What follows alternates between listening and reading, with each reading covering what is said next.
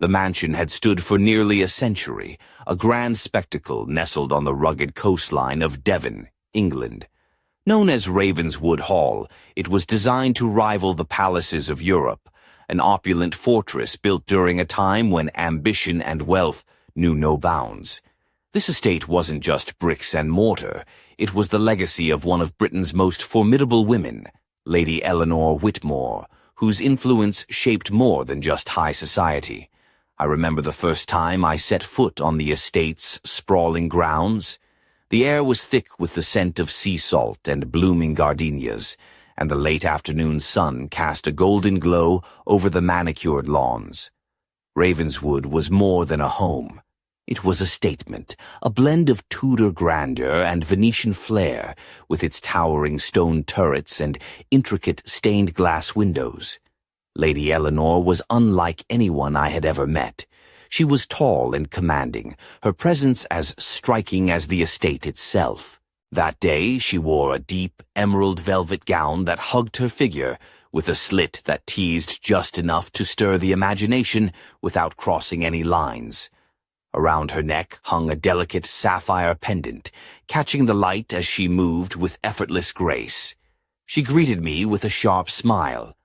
"Welcome to Ravenswood," she said, her voice smooth but edged with steel. "This place is more than a house. It's a legacy, and you, James, are about to become part of it." As I followed her through the grand oak doors, I couldn't help but notice the scale of the place. 50 rooms, each more lavish than the last. The walls were adorned with gilded mirrors and portraits of stern ancestors whose eyes seemed to follow our every step. Chandeliers dripped with crystals like frozen waterfalls, and Persian rugs muffled our footsteps into whispers. Lady Eleanor led me to the great hall, where a roaring fireplace warmed the room. "This estate has weathered centuries of change, much like London itself. But Ravenswood's story is more than just stone and stories. It's about survival, power, and reinvention. Just like me." She smirked, a hint of mischief in her eyes. I soon learned that Ravenswood had faced its share of challenges. Wars, economic downturns, and whispers of demolition had all threatened its existence. Yet, through sheer will and a few well-placed deals, Lady Eleanor had kept it alive, transforming it from a fading relic into a vibrant hub of culture and influence. As dusk settled over the estate, the gardens came alive with soft lights, and the distant crash of waves mingled with the laughter from the ballroom, where an elegant gathering was underway. I caught sight of Lady Eleanor again, now in a shimmering silver dress that clung to her curves like liquid moonlight. She was the queen of her domain, commanding attention without effort. But beneath the glamour I sensed a storm brewing, a secret that hovered just out of reach, waiting to unravel. Ravenswood Hall was more than a home. It was a puzzle, and I was determined to piece it together. Little did I know that night would mark the beginning of a journey that would challenge everything I thought I knew about power, loyalty, and the shadows that lurk behind even the most dazzling facades. The morning after that grand welcome, I found myself wandering the vast library of Ravenswood Hall. The room was a cathedral of knowledge, floor-to-ceiling oak shelves groaning under the weight of leather-bound tomes, their spines cracked and gold-lettered from generations of handling. Dust motes danced lazily in the shafts of sunlight, filtering through stained-glass windows, casting kaleidoscopic patterns onto the Persian carpets. Lady Eleanor had mentioned that the library held more than just books. It was the heartbeat of the estate's secrets. I pulled a volume at random, a hefty leather-bound diary from the early 1900s, and leafed through its yellowed pages. The handwriting was elegant but hurried, filled with cryptic references to clandestine meetings and coded messages. Suddenly, Ravenswood felt less like a mansion and more like a fortress guarding untold stories. As I delved deeper, a shadow moved behind me. I turned to see Marjorie, the housekeeper, an imposing woman with sharp eyes that missed nothing. She wore a crisp navy blue dress, modest, yet impeccably tailored, with a silver locket glinting at her throat. Her presence was as commanding as Lady Eleanor's, but quieter, more grounded. "Curious about the past, are you?" she said, her voice low but steady. "Most guests stick to the ballroom and the wine cellar.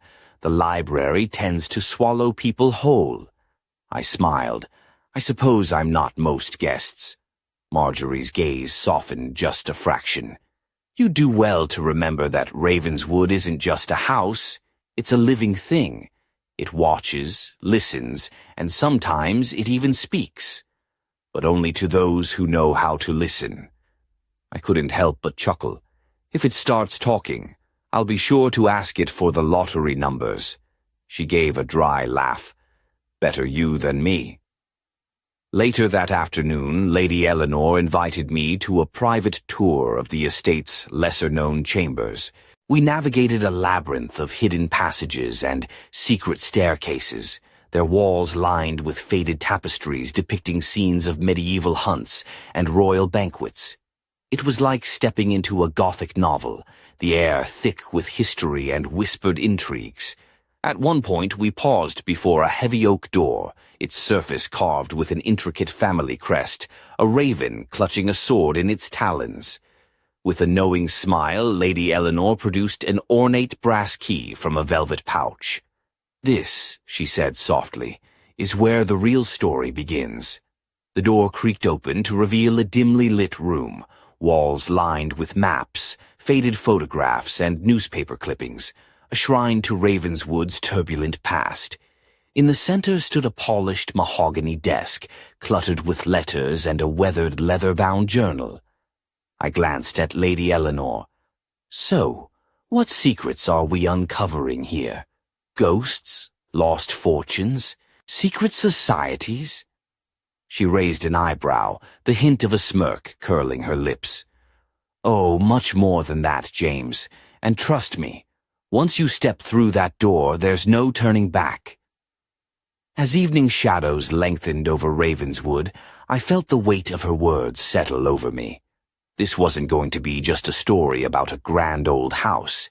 It was a deep dive into a legacy tangled with power, passion, and a mystery that refused to stay buried. And somewhere, hidden in those dusty papers, was a secret that could change everything. That night, Ravenswood Hall transformed into something out of a dream, or maybe a thriller. The grand ballroom, usually a place for polite laughter and clinking glasses, was alive with anticipation. Crystal chandeliers sparkled overhead, casting fragmented rainbows across the polished marble floor. Guests swirled in elegant gowns and tailored tuxedos, but all eyes seemed to drift toward Lady Eleanor, who stood at the center like a queen upon her throne. She wore a midnight blue silk dress that shimmered with every movement, the fabric hugging her slender frame before cascading into a gentle train behind her. The slit ran daringly high, revealing a glimpse of legs that defied her years. Around her wrist glinted a diamond bracelet, catching the light like a constellation. Her raven-black hair was swept up, exposing a long, graceful neck that bore a delicate pearl necklace. As the orchestra struck up a lively waltz, I found myself drawn into the swirl of dancers. The air was thick with perfume and the faint tang of expensive champagne. Between dances, I caught snippets of conversation, whispers about the estate's troubled past, the rumors of hidden tunnels, and the enigmatic lady who refused to let Ravenswood fade into history. Then came the moment Lady Eleanor had been building toward. She raised a crystal glass, and the room hushed. "Tonight," she began, her voice steady but charged, "we celebrate not just a home, but a testament to resilience. Ravenswood Hall has survived wars, economic storms, and the passage of time. And thanks to all of you, it will endure for generations to come." A smattering of applause followed, but beneath the surface I sensed tension. Not everyone here was a friend. Some faces were masks, hiding ambitions and grudges as old as the estate itself. During a brief pause, I wandered toward the terrace overlooking the stormy sea. The wind tugged at my coat, carrying with it the distant cries of gulls and the rhythmic crash of waves against jagged cliffs.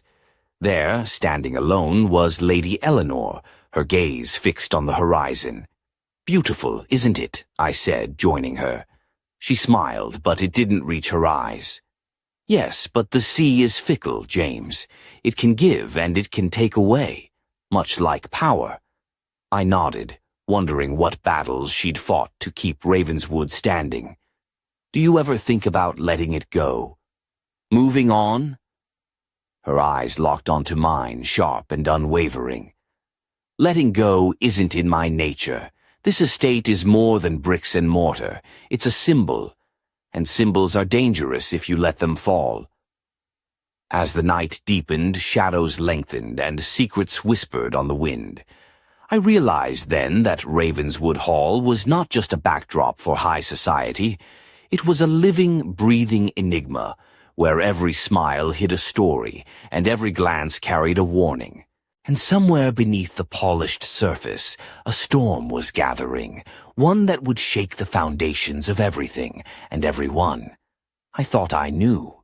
The following morning, a thick fog rolled over the estate, wrapping Ravenswood Hall in a ghostly embrace that blurred the edges between reality and legend. I found myself wandering the gardens, where manicured hedges gave way to wild, tangled woods, a stark contrast to the polished opulence inside the mansion. The scent of damp earth mingled with the faint aroma of blooming roses, and somewhere a blackbird sang a melancholy tune. As I walked along a gravel path lined with ancient oaks, I spotted a figure ahead, Nathaniel, the estate's head gardener. He was a towering man with weathered hands and a face etched by years of sun and wind. His clothes were simple, worn trousers and a faded green jacket, but there was an undeniable dignity in the way he carried himself. Nathaniel looked up as I approached, a slow smile breaking through his rugged features. "Morning, James. Fancy a tour of the secret garden?" I raised an eyebrow. "Secret garden? Sounds like something out of a children's book." He chuckled. "Aye, but there's nothing childish about it. Follow me." We slipped through a wrought-iron gate, hidden behind a curtain of ivy, revealing a secluded courtyard bursting with rare and exotic plants. Vines curled around stone statues, and a marble fountain gurgled softly at the center. The sunlight filtered through the canopy, casting dappled shadows that danced like spirits. Nathaniel knelt by a bed of midnight blue hydrangeas. Lady Eleanor brought these back from one of her trips to the Mediterranean, said they reminded her of home, or rather the home she wished she had. I studied the flowers, their petals almost too vibrant to be natural. "She has a way of collecting pieces of the world, doesn't she?" He nodded. "That's one way to put it. But this garden's more than just a collection. It's a sanctuary, a place where secrets grow as easily as roses." Curiosity getting the better of me, I asked, "What kind of secrets?" Nathaniel's eyes twinkled. "Well, legend has it, there's a hidden passage beneath the fountain, used centuries ago to smuggle goods, and maybe a few people, when Ravenswood was a stop on the underground network." I laughed, half in disbelief. "Smuggling at a place like this? Sounds like the plot of a bad spy novel." He grinned. "You'd be surprised. Ravenswood's seen more than its fair share of intrigue, and Lady Eleanor, she's not just a socialite. She's a master of keeping those stories alive and hidden." As we stood there, the wind whispered through the leaves, carrying the faintest hint of danger and delight. The garden, with its serene beauty, seemed to pulse with a life of its own, inviting yet warning. I realized then that beneath the velvet gowns and polished chandeliers, Ravenswood Hall was a place where the past and present tangled in a dance as intricate as the ivy on its walls. And somewhere beneath that fountain, a secret waited, patient and silent, ready to change everything I thought I knew about the estate, and Lady Eleanor herself. That evening the grand dining room of Ravenswood was alive with candlelight and the soft murmur of conversation. The long mahogany table gleamed under the glow of crystal chandeliers set with fine china edged in gold and sparkling silverware that caught flickers of flame like tiny stars. Heavy velvet drapes framed tall windows, through which the churning sea beyond cast restless shadows across the room. Lady Eleanor presided at the head of the table, her poise unshaken. Tonight she wore a deep crimson gown, silk flowing like liquid fire, with an off-the-shoulder neckline that revealed the elegant curve of her collarbone. A delicate diamond necklace rested just above the swell of her chest, and her dark hair was swept into a loose chignon, tendrils softening her sharp features. Dinner guests included a mix of London's elite, bankers, politicians, artists, and a few unfamiliar faces whose eyes flickered with something more calculating. The air was thick with perfume and subtle tension, like a finely tuned instrument on the verge of a discordant note. I found myself seated beside Lady Eleanor, who raised her glass in a silent toast before speaking.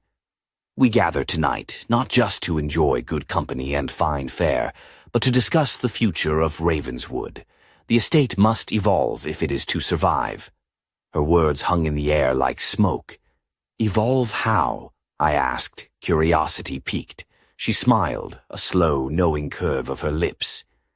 By opening its doors wider, to new ideas, new alliances, the world is changing, and so must we. As the courses flowed, roast venison with truffle sauce, followed by a rich chocolate tart, I noticed subtle glances exchanged among the guests. There was an undercurrent of rivalry beneath the polished smiles, as if everyone was vying for a piece of the estate's future. At one point, a tall man with a neatly trimmed beard and sharp blue eyes leaned toward me. "You're new to Ravenswood, aren't you? James, was it? Keep your friends close and your enemies closer. That's the only way to navigate these waters." I nodded, feeling the weight of his advice. "And who, exactly, should I be wary of?" He chuckled darkly. "Oh, everyone, but especially those who smile the widest." Later, as the evening wound down, Lady Eleanor led a small group to the drawing room, a cozy space lined with velvet armchairs and a roaring fireplace. The flickering flames cast dancing shadows across the walls, lending an intimate atmosphere. She poured us each a glass of aged port, then fixed me with a gaze both piercing and playful. "James, you must understand, Ravenswood is more than a home. It's a game of power, influence, and secrets, and I intend to win." Her words sent a thrill through me, a mixture of excitement and caution. The night was far from over, and I sensed that beneath the glamour and grace, the true battle for Ravenswood's soul was just beginning. And somewhere in the depths of the estate, unseen eyes watched, waiting for the perfect moment to strike. The next morning, Ravenswood woke to a brittle chill that crept through the stone walls and curled around the ornate fireplaces. Outside, a fine drizzle blurred the edges of the sprawling estate, turning the gardens into a tapestry of glistening leaves and damp earth. I wrapped my scarf tighter and made my way toward the conservatory, a glass sanctuary bursting with exotic blooms and the faint hum of hidden heaters. Inside, the air was thick with the scent of jasmine and orchids, a stark contrast to the gloomy weather outside. Lady Eleanor was there, tending to a delicate white camellia, her fingers moving with surprising gentleness. She wore a tailored cream blouse tucked into high-waisted trousers, a far cry from the dazzling gowns of the night before, yet somehow just as commanding. A simple gold chain rested against her collarbone, understated but elegant. "Good morning, James," she greeted, her voice softer now but no less intense. "I find the garden offers clarity when the world outside feels uncertain." I nodded, watching her carefully prune the camellia's leaves. There's a calmness here, yes, like the estate has its own heartbeat. She smiled, eyes flickering with a hint of something unreadable. It does, and sometimes that heartbeat quickens when danger approaches. Before I could ask what she meant, the sharp chime of the old grandfather clock echoed through the conservatory, pulling us back to the present. There was a knock at the door, and Nathaniel stepped in, his face unusually grave. "Lady Eleanor, there's been an incident," he said quietly. "One of the estate's guests has gone missing." The words hit me like a blow. "Missing? How?" Nathaniel shook his head. "No one knows yet. She was last seen at last night's dinner. Now she's vanished without a trace." Lady Eleanor's eyes narrowed, the calm veneer slipping for the first time. "Which guest?" "A Miss Catherine Langley, a young socialite from London, quite popular but with a reputation for stirring trouble." I swallowed hard, the weight of the moment settling over me. Ravenswood was no longer just a stage for power plays.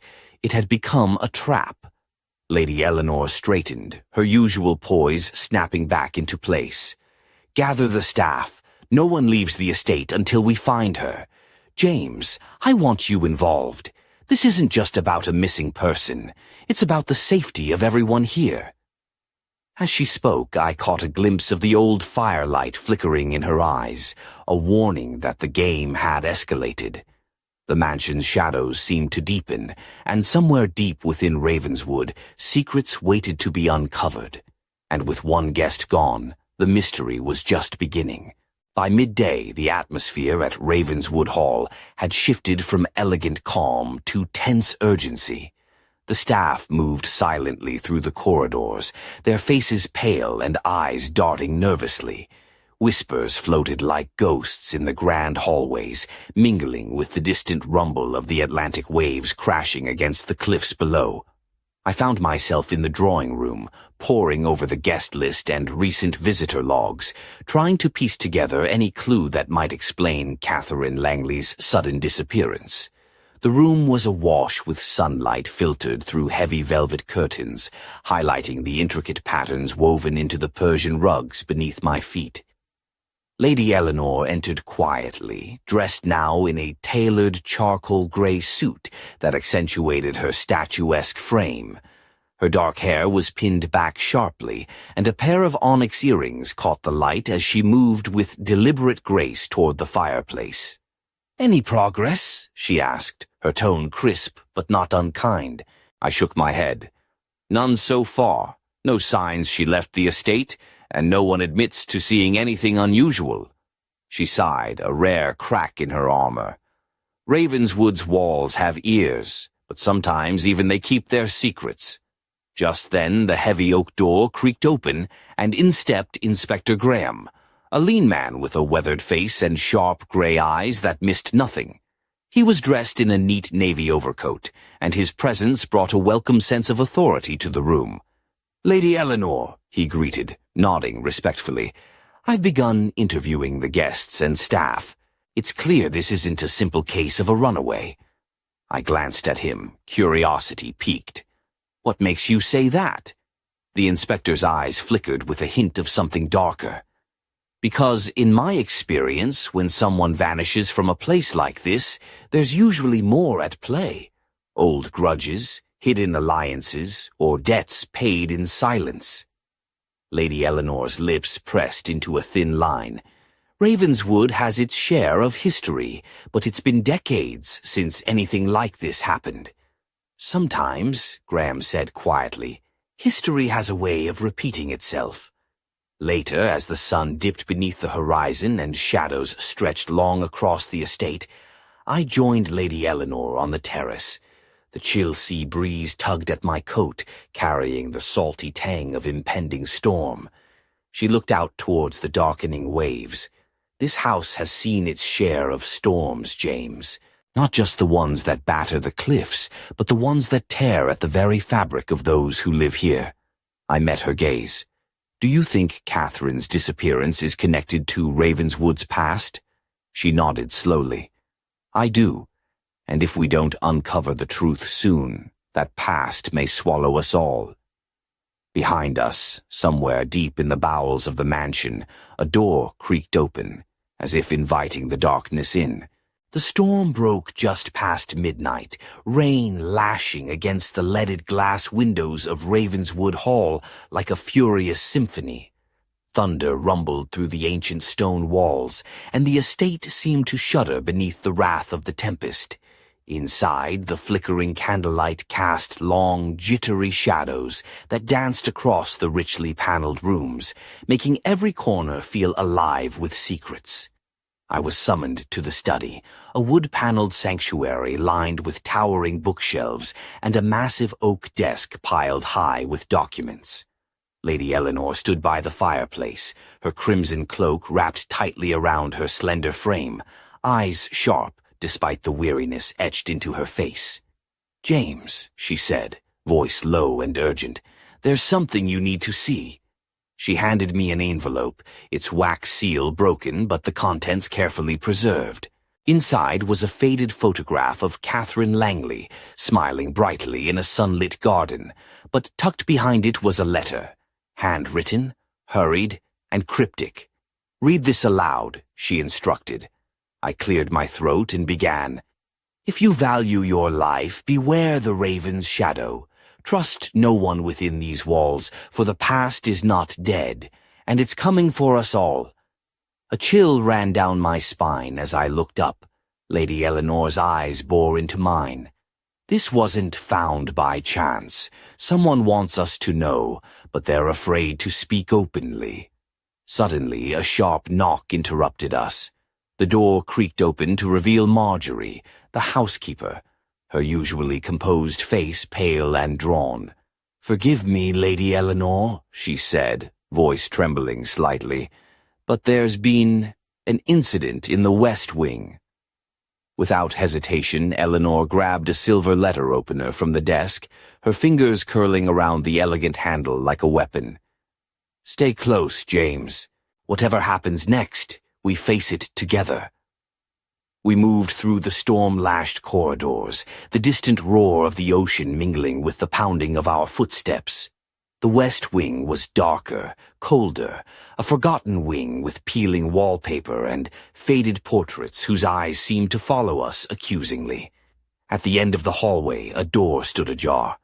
Inside, the scene was chilling.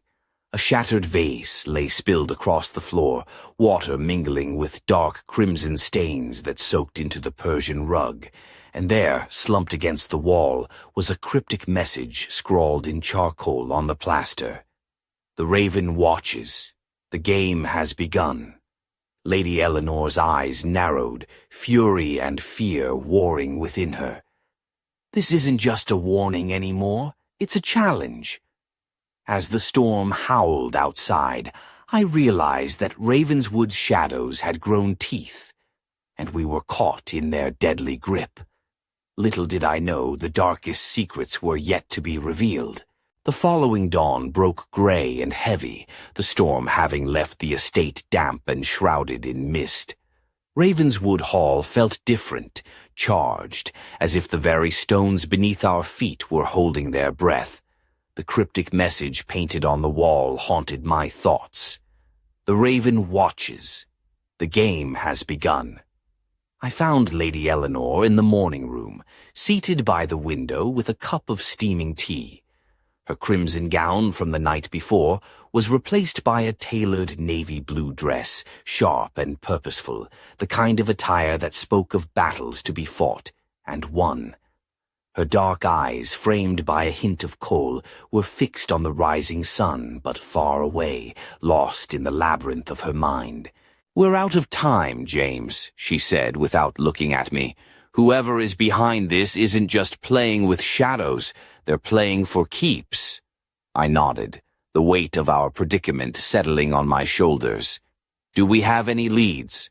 She reached into a silver box resting on the side table and pulled out a small weathered key attached to a worn leather tag. "This was found in Catherine's room. It doesn't match any door I know. Perhaps it opens a secret we've yet to uncover." My curiosity ignited. I traced the intricate carvings on the key, feeling the chill of metal cold against my palm. A hidden door, then. Perhaps, Lady Eleanor murmured. Ravenswood is full of them. We descended into the basement, a cavernous space of stone arches and flickering sconces. Dust motes floated in the dim light, and the scent of damp earth filled the air. Countless doors lined the corridors, their surfaces scarred by time and neglect. After several attempts, the key finally turned in an unassuming lock, releasing a soft click. The door swung open to reveal a narrow spiral staircase, winding downward into darkness. With lanterns in hand, we descended, the air growing colder and heavier with each step.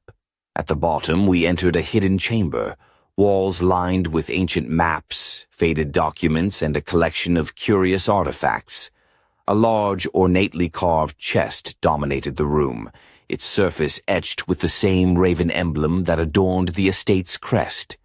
Lady Eleanor approached, fingers trembling as she lifted the heavy lid. Inside lay a cache of letters, journals, and a worn leather-bound book titled The Raven's Legacy. As I flipped through the pages, a story unfolded, a tale of betrayal, forbidden alliances, and a secret society sworn to protect Ravenswood's power at any cost. Suddenly, a cold breeze swept through the chamber, extinguishing our lanterns and plunging us into darkness. A voice whispered from the shadows, low and menacing, "You shouldn't have come here." In the pitch black, I realized that the true game was only beginning, and the players were far closer than we dared imagine. The darkness pressed in around us like a living thing, thick and suffocating. My heart hammered in my chest as Lady Eleanor fumbled for a match, the tiny flame trembling before casting a weak, flickering glow across the hidden chamber.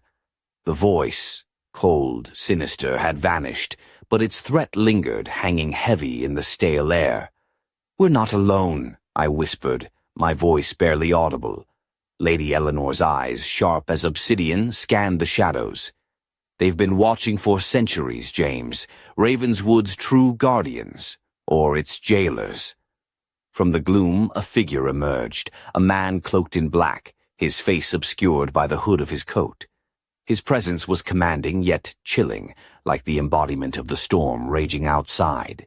"You've uncovered what should have remained buried," he said, voice smooth but edged with steel. "The Raven's legacy is not a tale for outsiders." Lady Eleanor stepped forward, unflinching. "We're not outsiders. This estate is my birthright, and I intend to protect it." A tense silence filled the chamber, broken only by the distant roll of thunder. The stranger's gaze flickered to the leather-bound book, then back to us. "Then you must choose. Preserve the past and be bound by its chains, or break free and face the consequences." I swallowed hard, the weight of centuries pressing down on us. Ravenswood was more than a house. It was a crucible of power, secrets, and sacrifice. Suddenly, the stranger's eyes gleamed with something almost human, a flicker of warning, or perhaps pity. "Beware the raven's shadow. It watches still." With that, he melted back into the darkness, leaving us alone with the flickering candle and the ancient tome. Outside, lightning split the sky, illuminating the jagged cliffs and roaring sea. Ravenswood Hall stood silent but alive, a fortress of secrets waiting to be challenged. As Lady Eleanor closed the book, her voice was steady but tinged with resolve. "This is only the beginning, James. Ravenswood's story isn't finished, and neither are we." I looked at her, knowing that whatever lay ahead would test us both, and that the raven's shadow would follow us always. The game was far from over.